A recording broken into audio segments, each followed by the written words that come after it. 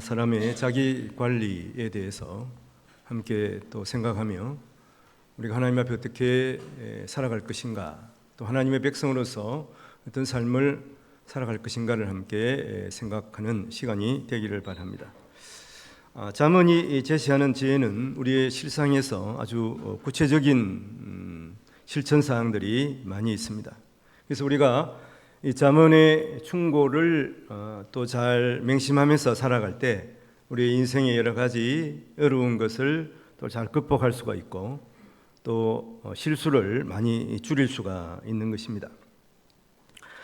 하나님께서 주신 지혜를 동원해서 우리의 실생활에서도 더욱더 복된 삶을 살아가게 될 것입니다.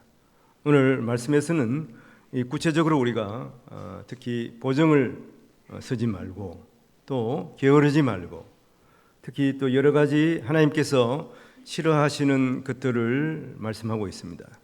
가장 먼저는 거만하지 말라 이렇게 말하고 있습니다. 특히 오늘 본문에서 보면 너희가 개미에게 배우라 이렇게 말하고 있습니다. 물론 우리가 개미가 부지런하고 또 협동정신이 강하고 또 겨울을 위해서 미리 대비하는 이런 것들이 있겠습니다만은 개미는 한갓 미물입니다. 그래서 우리가 누구에게나 배워야 할 것이 있다. 누구에게나 특히 배우려고 해야 돼. 특히 나이 많으신 분들은 젊은 사람들에게 배울 것이 있습니다. 배우려고 하면 우리가 얼마든지 새로운 것을 우리가 받아들일 수가 있는 것이죠. 제 예를 들어서 죄송합니다만은 며칠 전에 이모티콘으로 이렇게 이제 선물이 왔습니다. 커피 배달이 왔어요.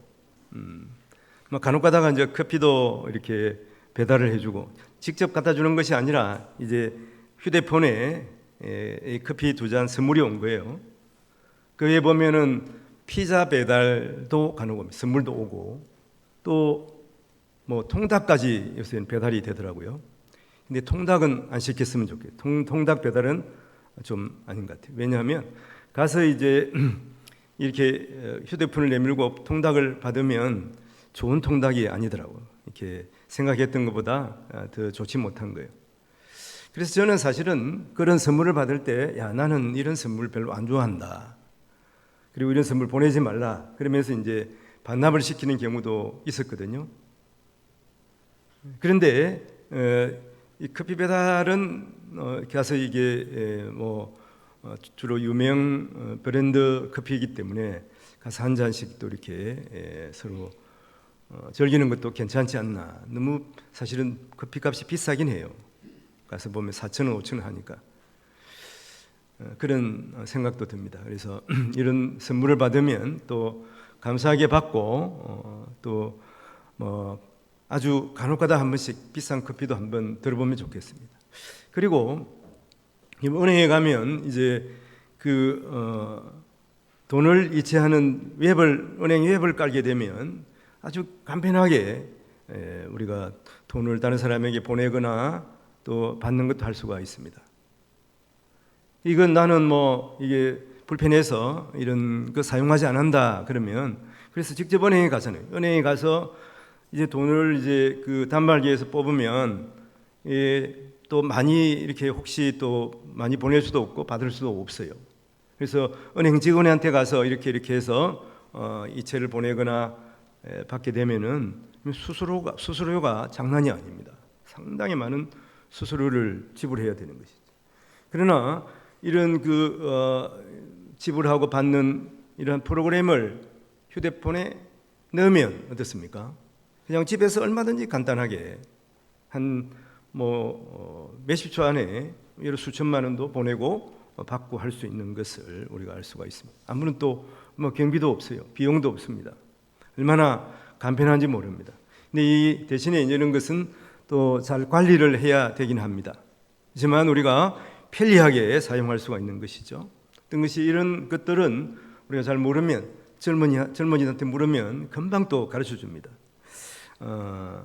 그래서 지혜는 우리가 머리에만 담고 있어는 안 되고 또 배우려고 해야 되며 그래서 우리가 또 아는 것을 다른 사람에게 또 가르쳐 주는 것도 중요합니다. 그래서 특별히 하나님께서 주신 지혜를 우리의 삶에서 선용하는 것이 중요하다 하는 것이죠.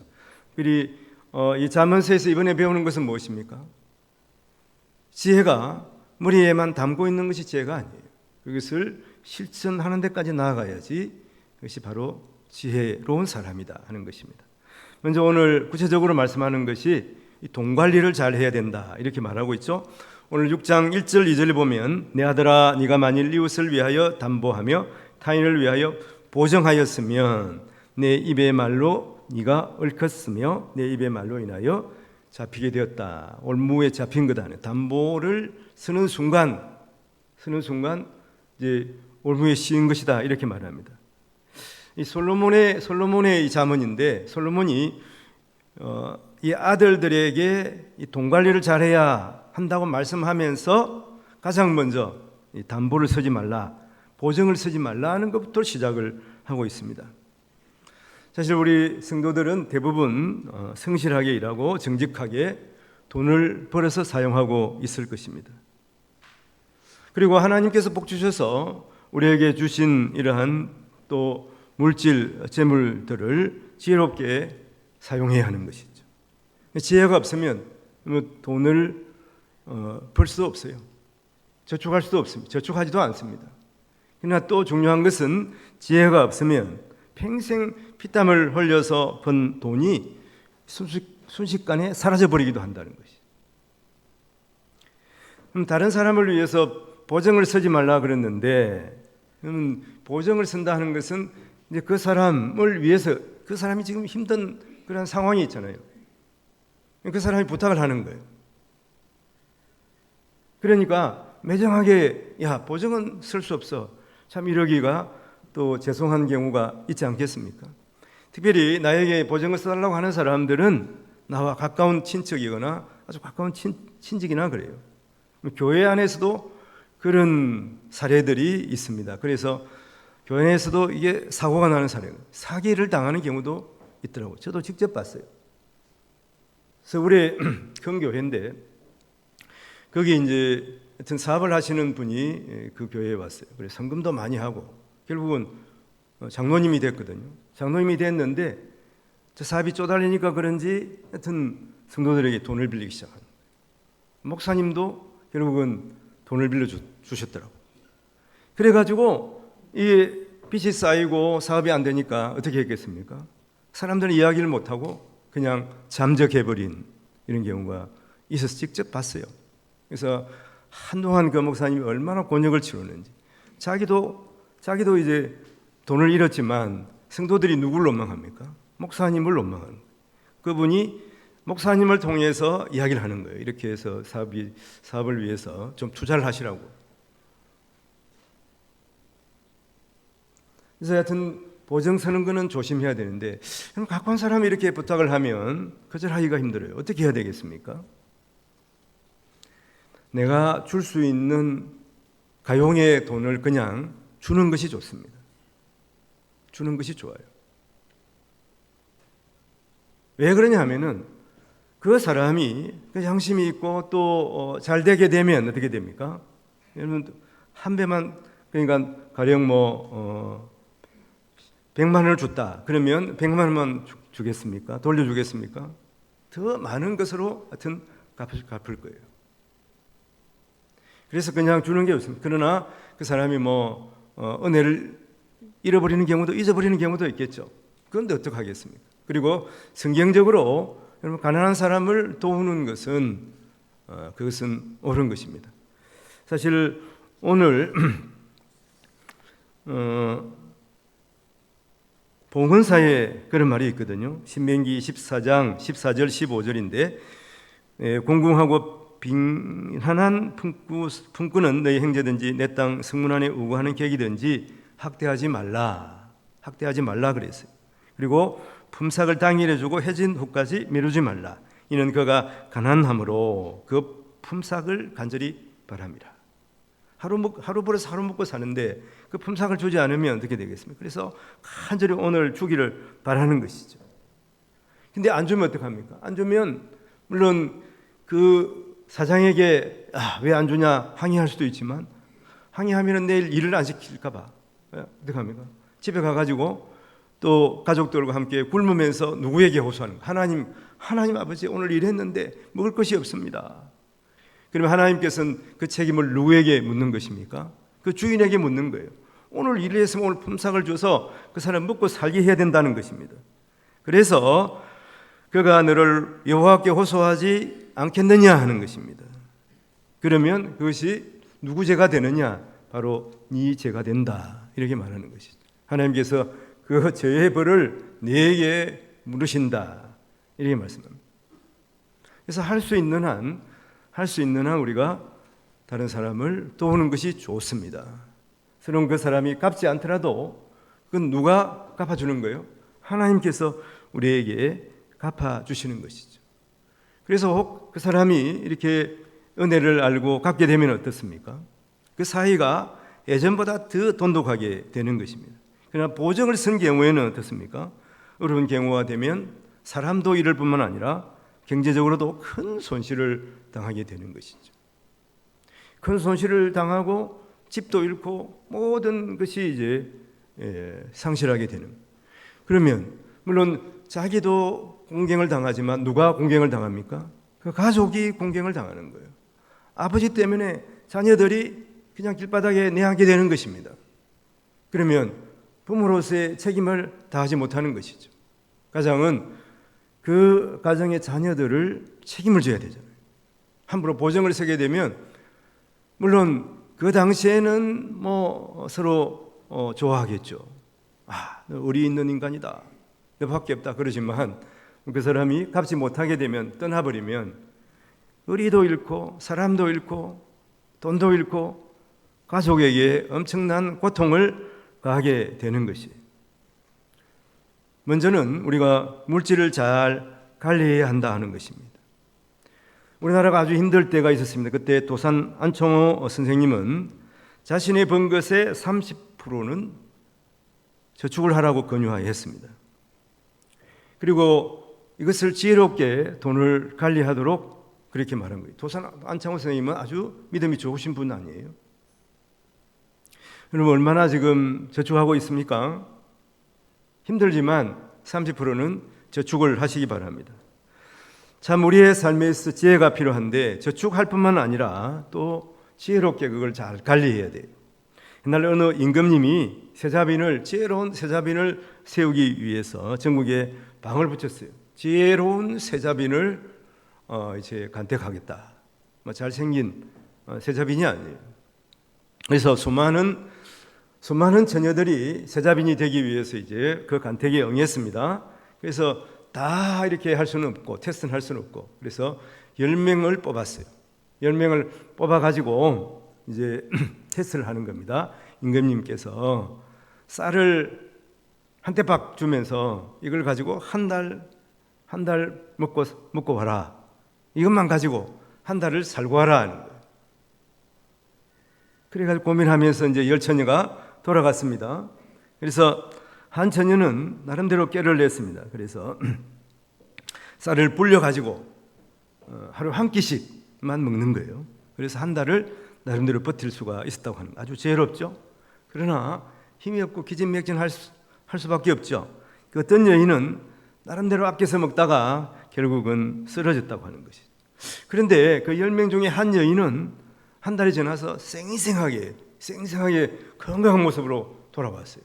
그리고 놀랍게도 머리에는 떡을 여튼 한 꾸러미를 이고서 이렇게 왔습니다.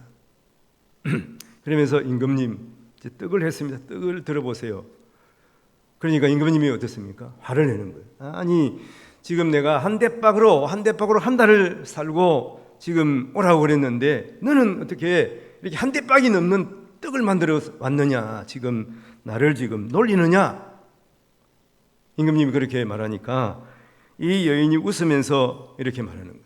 저는 쌀로 일부는 떡을 만들어 팔고 다시 쌀을 사고 다시 떡을 만들어 팔았습니다. 그래서 배불리 먹고 이제 한 달이 지나니까 쌀이 남아서 임금님 한번 맛있게 들어보시라고 이렇게 떡을 해왔습니다. 이러는 거예요. 그럼 누가 세자비가 됐겠습니까? 당연히 이 지혜로운 여인이 세자비가 되고, 이 왕이 죽고 나서 세자와 세자비가 왕과 왕후가 되어서 나라를 아주 지혜롭게 잘 다스렸다고 하는 것입니다. 물질은 아한 것이 아니에요. 중요한 것은 무엇입니까? 중요한 것은 그 돈을 사랑하는 것이 문제인 것입니다. 하나님을 사랑해야 되는데 하나님보다 돈을 사랑하면 안 되는 것이죠. 그래서 하나님 말씀 디모데전서 6장 10절에 보면 돈을 사랑함이 일만하게 뿌리다. 돈이 악의 뿌리가 아니에요. 돈을 사랑하는 것이 일만하게 뿌리라, 이렇게 말하고 있습니다. 그래서 물질에 집착하면 안 돼요. 물질을 사랑하면 안 되는 거죠. 물질을 집착하면 물질이 또 도망갑니다. 물질을 잘 이용하면 물질이 나에게 모이게 되는 것이죠. 성도들은 이 세상에 하나님께서 사명을 주시는데 그것이 청지기의 사명. 물질은 하나님께서 잠시 우리에게 맡겨놓으신 것입니다. 그리고 안 믿는 사람들은 사실은 마찬가지예요. 자기들은 모르지만은 사실은 그 안 믿는 사람들에게도 하나님께서 그 물질을 잠깐 맡겨놓았습니다. 결국은 그 사람이 호흡이 끝날 때 자기는 한 푼도 그것을 가져갈 수가 없어요. 물론 자기는 내가 죽으면은 이렇게 하여튼 큰 무덤을 만들어라 이야기는 할 수가 있겠지만, 거기서 그 사람이 그 안에서 즐기는 것이 아니에요. 그것을 보고 그 후배들은, 그 사람들은 그 사람 대단하다 이렇게 생각은 하겠지만, 그 다 영광이 그 후배들에게 또 그 자손들에게 조금은 남을 수 있지만은 다른 사람들은 별로 그렇게 그것을 아주 대단하다고 생각하지 않는 거예요. 육신의 호흡이 끝나면 다 하나님 앞에서 심판을 받는 것이죠. 하나님께서 우리 모든 사람들에게 사명을 주셨습니다. 우리는 그것을 위해서 기도하고, 또 하나님께서 나를 향한 계획이 있다고 생각해야 되고, 하나님 맡겨준 사명을 우리가 완수하려고 항상 우리의 삶을 통해서, 우리의 삶의 기간 동안에 하나님께서 이 시간과 또 물질을 주셨음을 깨닫고 그 시간 동안 우리가 최선을 다해서 살아가야 하는 것입니다. 하나님께서 주신 물질로 하나님을 영화롭게 하는, 하나님을 기쁘게 하는 우리 또 성도들이 되어야 합니다. 이것이 물질에 대한 관리, 돈에 대한 관리입니다. 두 번째는 시간의 관리입니다. 오늘 잠언 6장 10절 11절에 보면 좀 더 자자, 좀 더 졸자, 손을 모고 좀 더 누워있자 하면 네 빈궁이 강도같이 오며 내 곰핍이 군사같이 이르리라. 그럼 시간은 누구 것입니까? 시간은 하나님의 것입니다. 하나님이 우리의 일생을 이미 작정하셨어요. 그 시간 동안 하나님께서 우리가 이 땅에서 살아가도록 하셨습니다. 하나님 우리 각자에게 은사를 주셨고, 그 은사를 우리가 육신의 삶을 사는 동안에, 우리가 호흡하는 그 기간 동안에 이 땅에서 사용하도록 하신 것입니다. 그것은 은사라고 하는 것은 하나님의 선물이거든요. 내가 이 땅에서 할 수 있는 그 일을 하나님께서 이 땅에서 살아있는 동안에 하나님께 허락하시는 것입니다. 근데 게으르다 하는 것은 무엇입니까? 그것을 하나님께서 주신 그 은사를 하나님께서 주신 시간 동안에 사용하기를 싫어하는 것이죠. 그 지나치게 많이 자거나 또 할 일을 미루거나 하는 행위죠.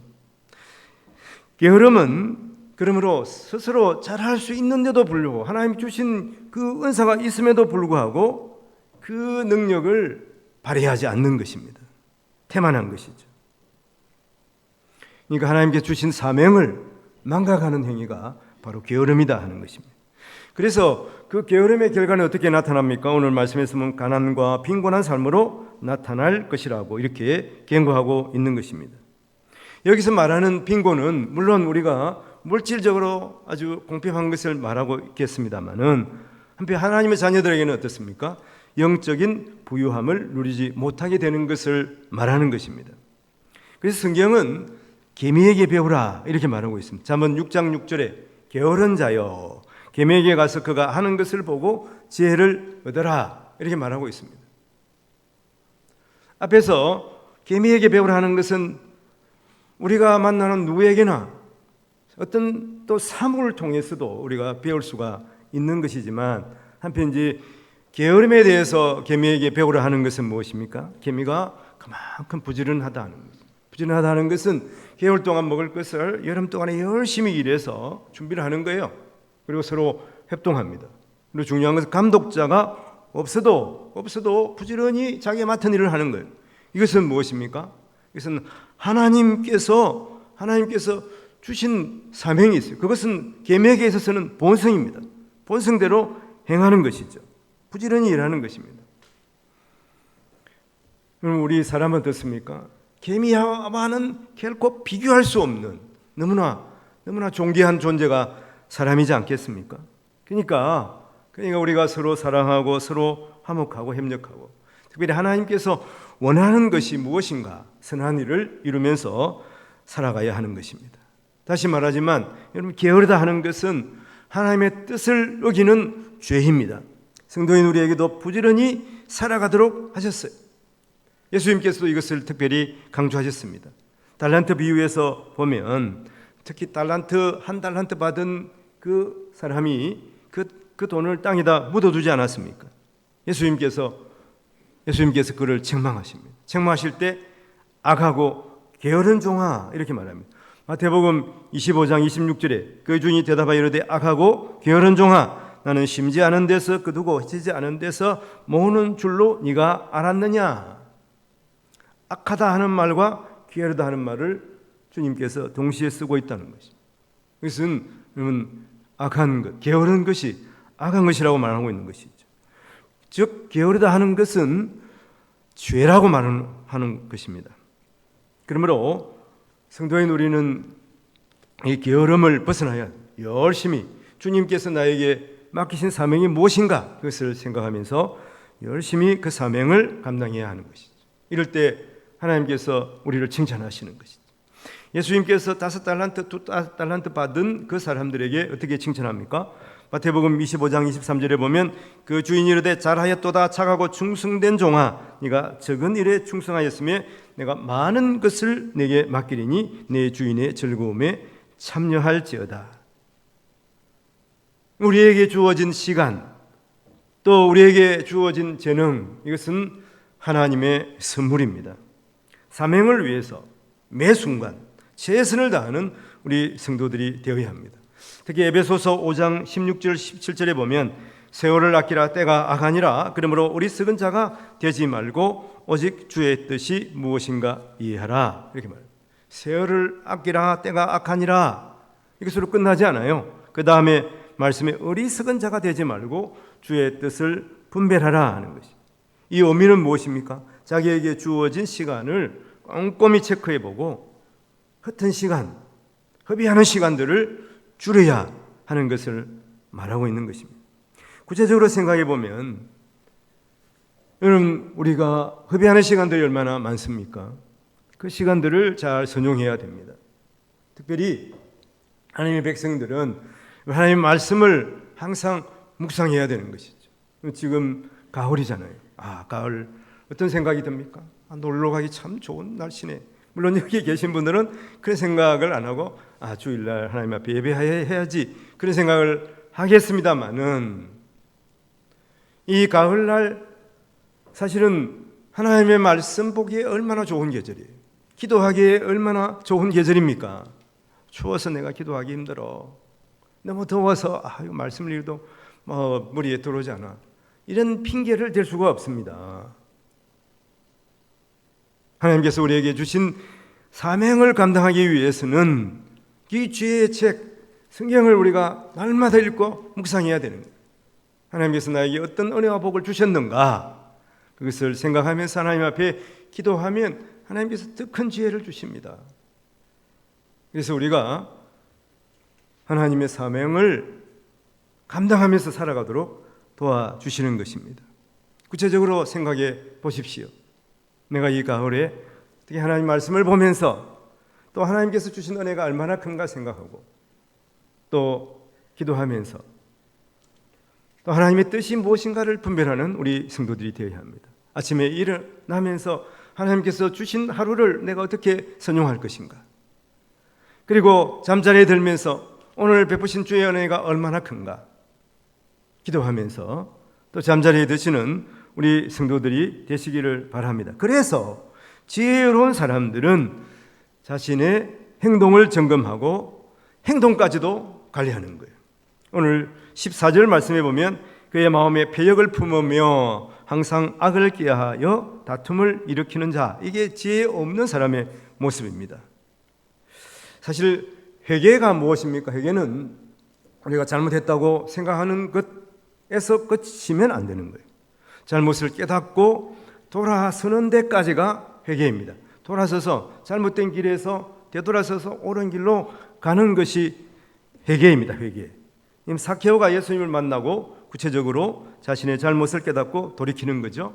그래서 주님 앞에서 이런 고백을 하지 않습니까?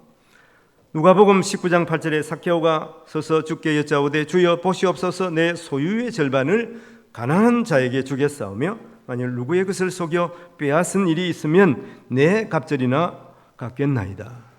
이 사람이 지혜로운 사람입니다. 삭개오가 지혜로운 사람. 내가 잘못했구나. 여기서 끝나는 것이 아니죠. 구체적으로 내가 어떻게 해야 되겠습니다, 이것을 고백하는 데까지 나아가는 사람들이 지혜로운 사람입니다.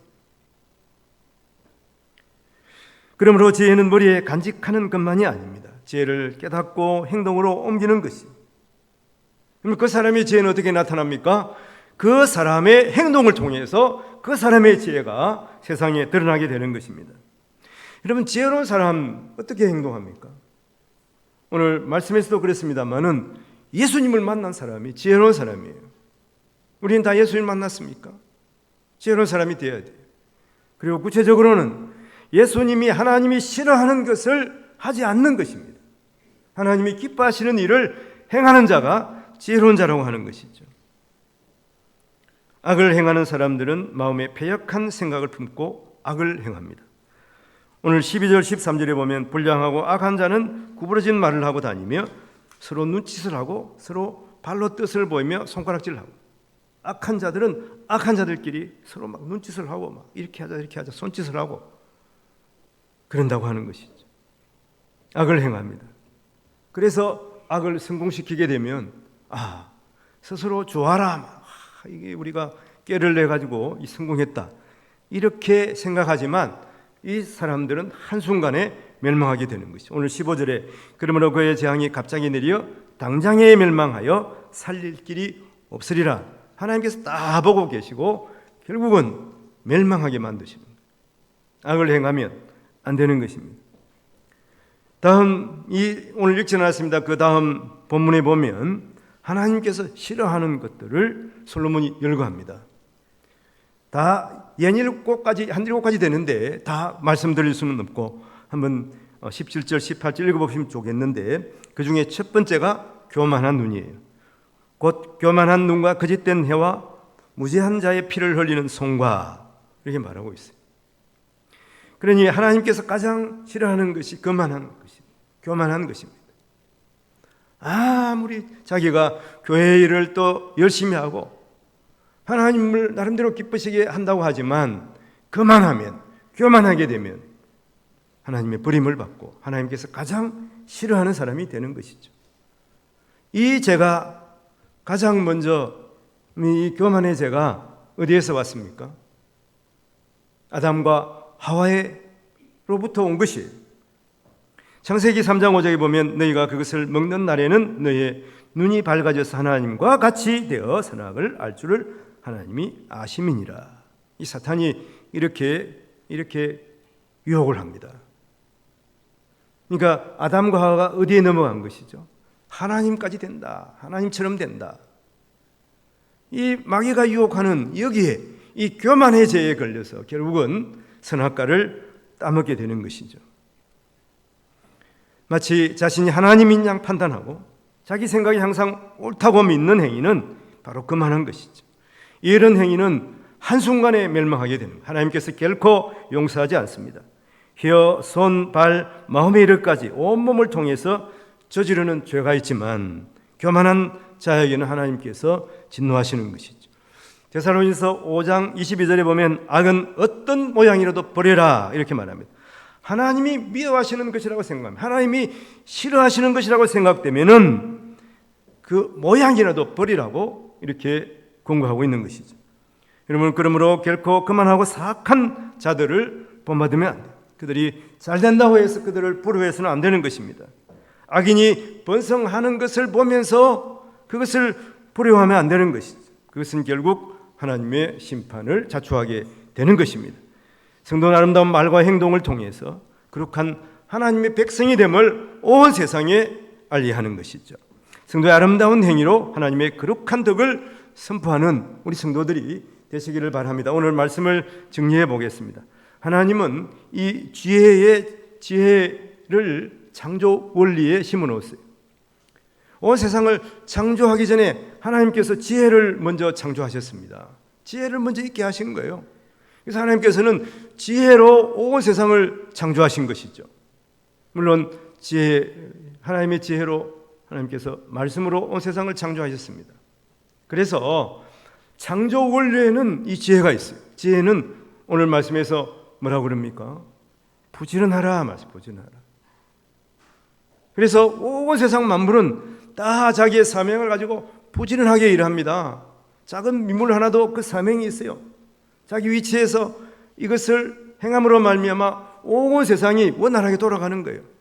여러분, 지구 멀리 있는 어떤 행성 하나가 게으르게 지구는 계속 이렇게 돌고 있는데 달이 여러분들 이 지구를 또 돌고 하루에 한 번씩 돌고 있잖아요. 근데 달이 게을러 가지고 나 못하겠어. 왜 이렇게 나는 이렇게 맨날 이렇게 뺑뺑 도냐? 그럼 달이 가만히 있으면 어떻게 되겠습니까? 가만히 있으면 온 세상이 엉망으로 되지 않겠어요? 하나님께서 이렇게 자기의 사명을 가지고 부지런하게 일하도록 하신 거예요. 하나님께서 우리에게 이 사명을 주셨습니다. 우리는 이 청지기의 사명을 가지고 우리에게 주어진 그 일들을 감당해야 되는 것이죠.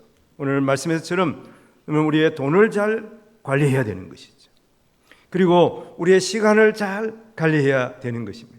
우리의 행동 하나하나를 통해서 하나님께서 우리에게 주신 사명을 감당하는 우리 성도들이 되시기를 주님의 이름으로 축원을 드립니다. 기도하겠습니다. 하나님 아버지, 세상 모든 것들은 하나님의 지으신 목적대로 부지런하게 움직입니다. 성도인 우리에게 하나님의 청지기의 사명을 주셨습니다. 허락하신 물질과 시간과 우리의 삶을 통해서 하나님의 뜻을 이루는 저희들 되게 하여 주시옵소서. 하나님을 기쁘시게 하고 사람들에게 유익을 주고 돕고 나누는 우리 성도들이 되게 하여 주옵소서. 감사와 우리를 죄에서 구원하신 우리 구주 예수님 이름으로 기도합니다. 아멘.